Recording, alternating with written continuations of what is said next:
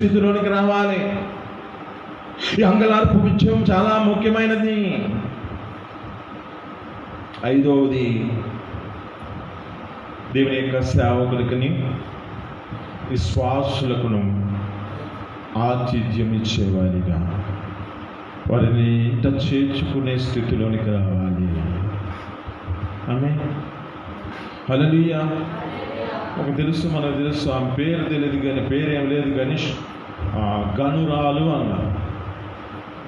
ఆమె ఎలా నడిపించబడిందో తెలియదు కానీ ఆమెకు మంచి పేరు గనురాలైన స్త్రీ.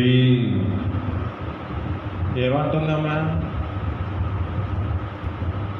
అయ్యా, ఒక దైవజనుడు వస్తున్నాడు మన దగ్గరికి, భక్తి గల దైవజనుడని గుర్తించి ఆ భక్తి గల దైవజనుడుకు ప్రత్యేకమైన గదిని ఏర్పరిచి అతడు వచ్చుతూ పోతున్న ప్రదేశంలో అతడు నివాసం ఉండడానికై ఆయనకి మేడ గది మీద ఒక గది కడదాము.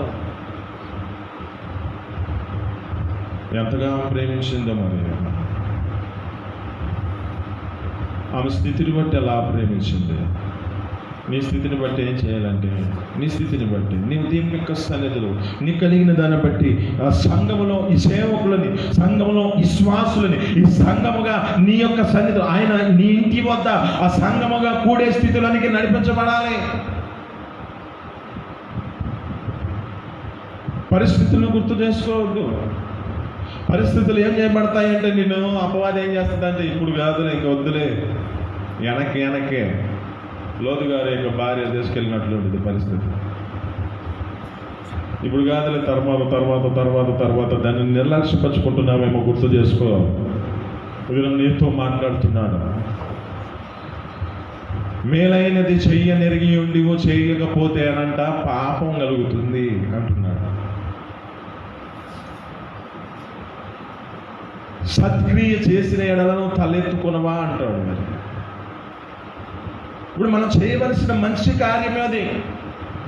నీ కుటుంబం పట్ల, నీ స్థితిని బట్టి, నీ పరిస్థితిలో ఉన్న ప్రతి ఒక్క బలహీనతలే కానీ, నీ కుటుంబంలో ఉన్న అప్పులే కానీ, ఏ పరిస్థితుల్లో ఉన్నా నువ్వు ఏం చేయబడాలంటే ఆ దేవుని యొక్క సేవకులలో, ఆ విశ్వాసులను, ఆ సంఘములో నువ్వు సమకూర్చుకునే స్థితిలోనికి రావాలి.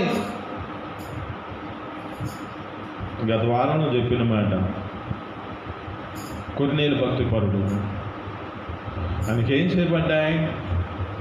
ధర్మకార్యాలు చేశాడంట, ప్రార్థనలు చేశాడంట, జ్ఞాపకార్థంగా చేయలేమి అంటున్నాడు. అంటే అతను చేసిన ప్రతి ప్రార్థనకి దేవుడు ఆలకించాడు. ఆమె మరి ఆలకించిన దేవుడు ఏం చేస్తున్నాడు? చెబుతున్నాడు ఆయనకి, అయ్యా పలానా ప్రాంతంలో సేవకుడు ఉన్నాడు. ఆయన ఒకటే చెప్పిన దానికి మరి ఇప్పుడు ఆయన ఎవరెవరు తీసుకొచ్చాడు చూడండి. ముఖ్య స్నేహితులని, తన కలిగిన బంధువులను. అంటే ఇప్పుడు ఏం చేయబడింది? తన ఇంటిని ఒక సంఘంగా చేసుకున్నాడు, తన యొక్క ఇంటిని ఒక మందిరంగా చేసుకున్నాడు, తన ఇంటిని ఏ విధమైన స్థితిలోకి తీసుకొచ్చుకున్నాడంటే ఇప్పుడు ఆ ప్రాంతంలో ఆరాధించగలిగిన స్థితిలోనే తీసుకొచ్చాడు. హల్లెలూయా.